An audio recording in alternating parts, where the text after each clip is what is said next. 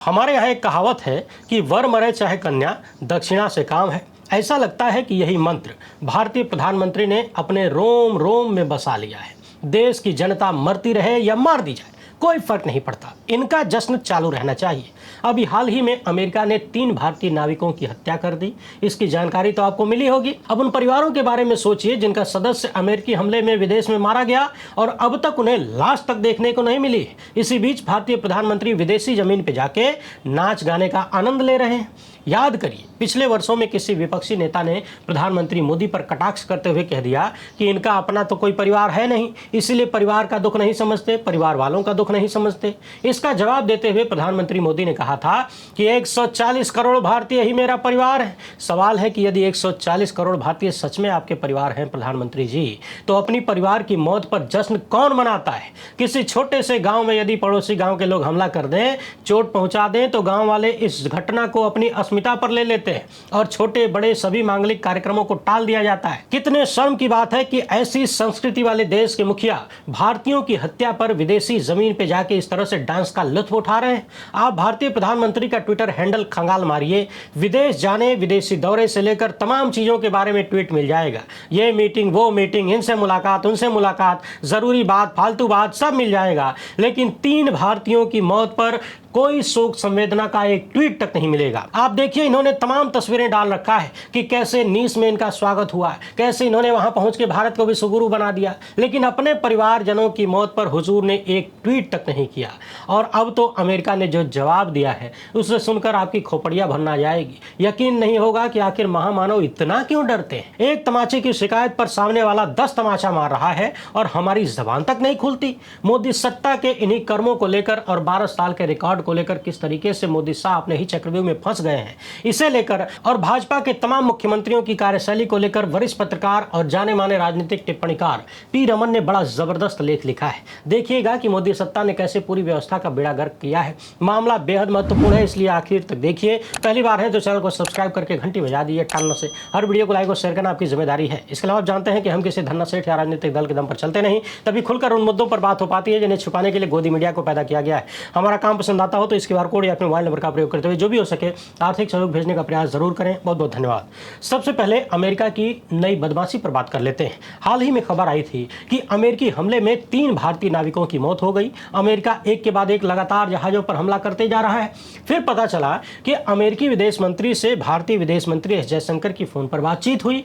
भारतीय मीडिया में चलाया गया कि भारत ने कड़ा विरोध जताया है, लेकिन फिर पता चलता है कि अमेरिकी विदेश विभाग की तरफ से कहा गया कि अमेरिकी विदेश मंत्री ने भारतीय विदेश मंत्री से कहा है कि होर्मुज में चल रहे सभी कमर्शियल जहाजों को अमेरिकी सेना के आदेशों का तुरंत पालन करना होगा। हम उस क्षेत्र में शांति और सुरक्षा बनाए रखने के लिए काम कर रहे हैं।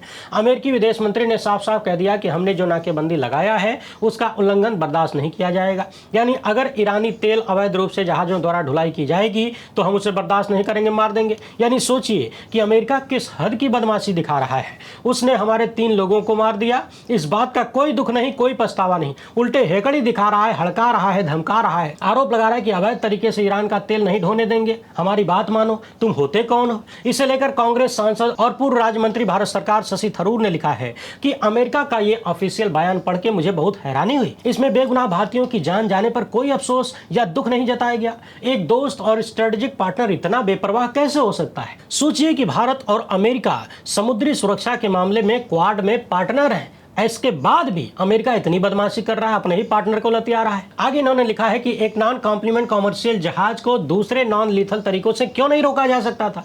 यानी जरूरी तो नहीं कि जहाज को रोकने के लिए मिसाइलें मारना है, हत्या करना है, यही जरूरी था। अन्य तरीकों से भी तो जहाज को रोका जा सकता था। इस तरह की जितनी भी जहाजें चलती हैं उनमें लगभग हर जहाज में भारतीय लोग होते हैं। क्या उन सभी पर इस तरह से मिसाइल निशाना बनाया जाएगा? ये तरीका मंजूर नहीं है। शशि थरूर लिखते हैं कि उम्मीद है भारतीय विदेश मंत्री एस जयशंकर ने अमेरिका से यही बात कहा होगा।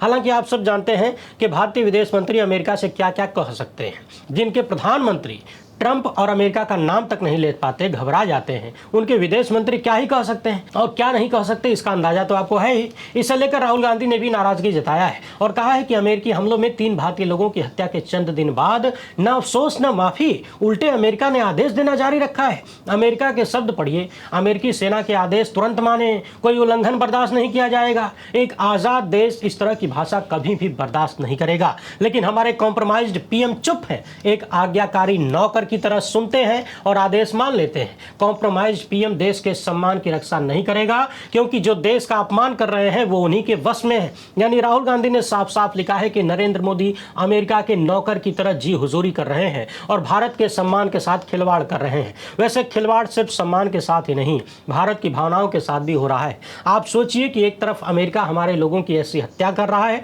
और बिना कोई शोक संवेदना व्यक्त किए, एक ट्वीट तक किए बिना भारतीय प्रधानमंत्री 2 देशों की यात्रा पर निकल गए। फ्रांस और स्लोवाकिया के लिए 6 दिन की यात्रा पर निकल चुके हैं। हालांकि बहुत सारी यात्राएं देश के लिए जरूरी होती हैं, मगर इतना सारा ट्वीट करने की फुर्सत है, करवाने की फुर्सत है। हमारे लोगों की मौत पर एक शब्द नहीं लिख सकते और शोक संवेदना लिखना तो बहुत दूर की बात है। हुजूर विदेशी धरती पर जाके नाच गाने का आनंद ले रहे हैं। इस तरह से सोचिए, इन सब के लिए कितनी मोटी चमड़ी की जरूरत है।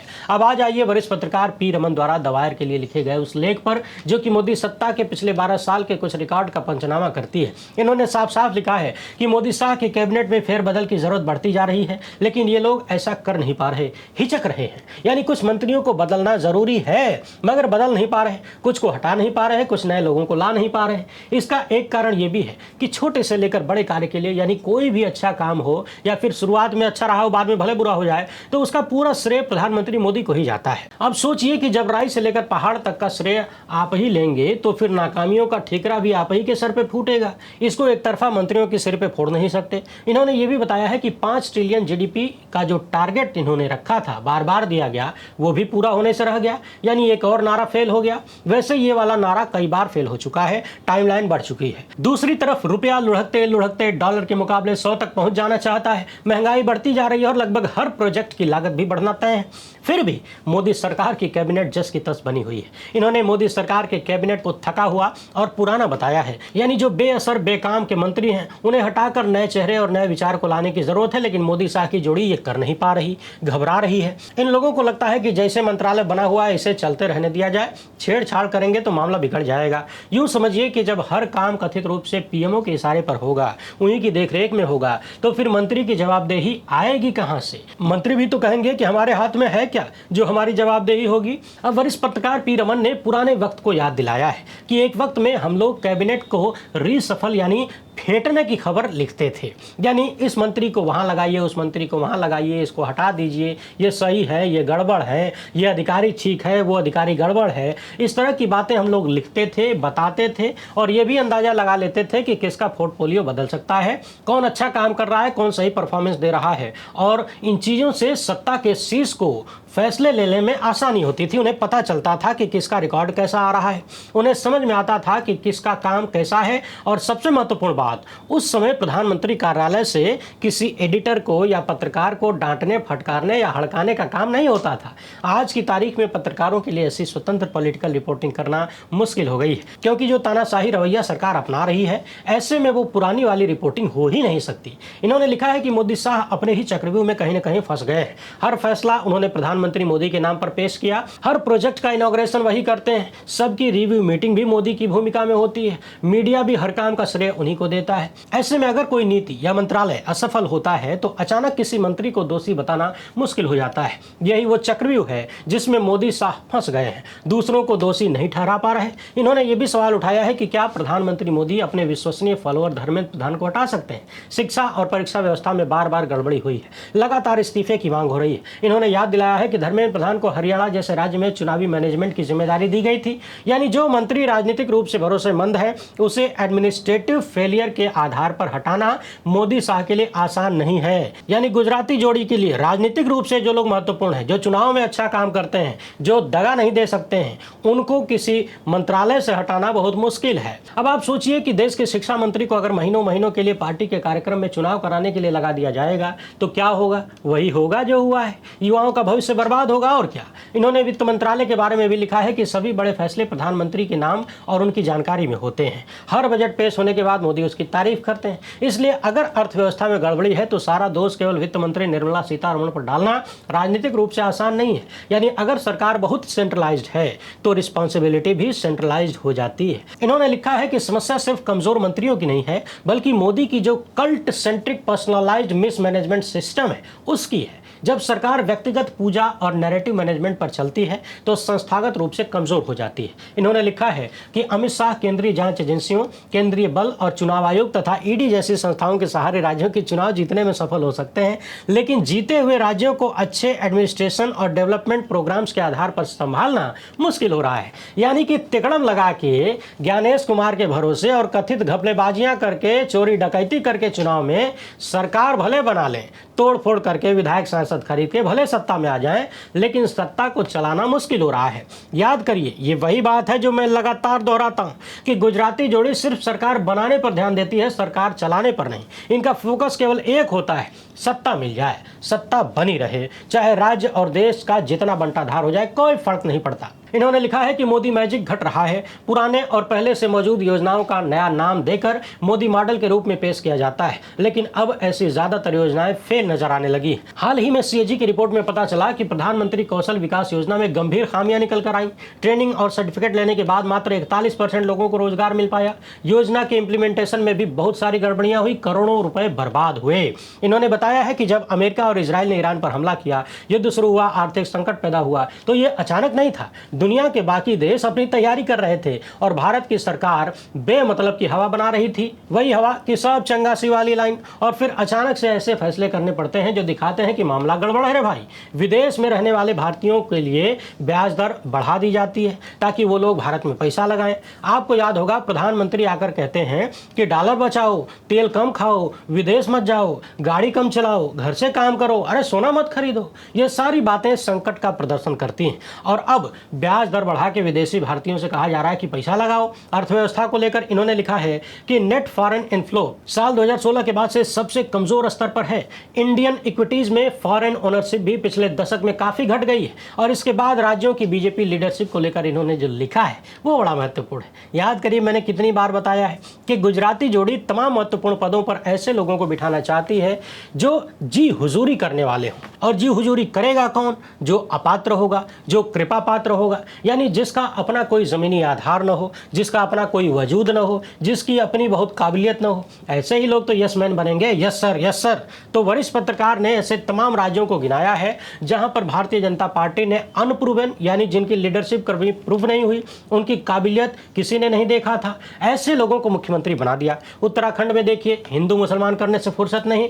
मध्य प्रदेश में देखिए, शिवराज सिंह चौहान जैसे कद के नेता को हटाकर ऐसे व्यक्ति को बिठाया गया जिनके बारे में कोई सोच भी नहीं सकता था। राजस्थान में कैसे पर्ची निकली धीरे से, ये तो आपको पता ही है। बिहार के मुख्यमंत्री के बारे में सोचिए, जिनकी शिक्षा और आपराधिक छवि को लेकर तमाम सवाल हैं, जो अलग अलग विषयों की यूनिवर्सिटी बनाने की बात करते हैं। उड़ीसा से लेकर छत्तीसगढ़, त्रिपुरा, तमाम राज्यों में, गोवा को भी आप इस लिस्ट में ले लीजिए, तमाम राज्यों के मुख्यमंत्रियों को आप देखिए तो पता चलता है कि न अनुभव देखा गया, न वरिष्ठता क्रम देखा गया, न तो लेजिस्लेटिव मेजोरिटी देखी गई, न ही इनकी पॉपुलैरिटी देखी गई तो सिर्फ एक चीज, वो थी पर्सनल लॉयल्टी। कौन हमारे प्रति ज्यादा लॉयल है, राज्य और जनता जाए ऐसी की तैसी में। इनका कहना है कि बीजेपी शासित राज्यों के कई मुख्यमंत्री लंबे समय तक दिल्ली से आने वाले निर्देशों पर निर्भर रहे हैं। जब अमित शाह इधर उधर कार्यक्रमों में व्यस्त हो जाते हैं तो भाजपाई शासन के ये मुख्यमंत्री व्यवस्था संभालने में बहुत कमजोर दिखने लगते हैं। इन्होंने दिल्ली के मुख्यमंत्री का उदाहरण देते हुए कहा है कि ऐसी लीडरशिप प्रेशर ग्रुप के प्रभाव में आ सकती है। बाकी दिल्ली के मुख्यमंत्री के ज्ञान की बात करें तो पिछले दिनों इन्होंने 2 बार अपने ज्ञान चक्षु खोले थे। एक बार कह दिया कि हम पानियां तो भेजते हैं जी, लेकिन रास्ते में भाप बन के उड़ जाता है। उससे पहले इन्होंने कहा था कि AQI तापमान मापने का एक यंत्र है। असम वाले हेमंता विश्व शर्मा की हालत देखिए, सरकार से ज़्यादा वो भाजपा के कार्यक्रम में व्यस्त रहते हैं। इसके अलावा इन्होंने ये भी बताया है कि चूंकि लंबे समय से अलग अलग जगहों पर भाजपा ही सत्ता में है, तो भाजपा के बड़े बड़े नेताओं के नामों का प्रयोग और दुरुपयोग भी खूब होने लगा है। कोई भाजपाई नेताओं का नाम लेकर पुलिस को हड़काने लगता है, कोई किसी अपराध से बचने की कोशिश करता है, कोई अलग अलग मामले में लाभ लेने लगता है और कोई तो ठेकवे मांगने लगता है। तो कुल मिलाकर यदि आप पिछले 12 सालों का रिकॉर्ड देखें भाजपाई राज्यों या फिर केंद्र का, तो पता चलता है कि भाजपाई सिस्टम यानी गुजराती जोड़ी ने सिर्फ एक बात पर फोकस किया, कुछ भी करके सरकार बना लें, कुछ भी करके सरकार बनी रहे, देश का और देश की जनता का क्या होगा उससे कोई फर्क नहीं पड़ता। यानी ठीक वैसे ही जैसे प्रधानमंत्री मोदी बार बार दिखा रहे हैं कि वर मरे चाहे कन्या, दक्षिणा से काम है, देश की साख मिटे या जनता ही मिट जाए, हमको तो खाली सरकार में बने रहना है, कुर्सी पे बैठे रहना है और डांस का मजा लेना है। वैसे आप दर्शक बताइए कि जिसके परिवार में मौत हो जाए क्या वो इस तरह से नाच गाने का आनंद ले सकता है और उसकी तस्वीरें साझा कर सकता है? क्या कोई मीटिंग, कोई कार्यक्रम, कोई भी विदेश यात्रा नाच गाने के बिना नहीं हो सकती? ये कैसा नशा है, ये कैसा तमाशा है? अपनी बात कमेंट बॉक्स में जरूर लिखिएगा। वीडियो पसंद आए तो ज़्यादा से ज़्यादा लोगों तक पहुंचाएं। पहली बार है तो चैनल को सब्सक्राइब कर लीजिए। हमसे जुड़ने के लिए बहुत बहुत धन्यवाद। जय हिंद।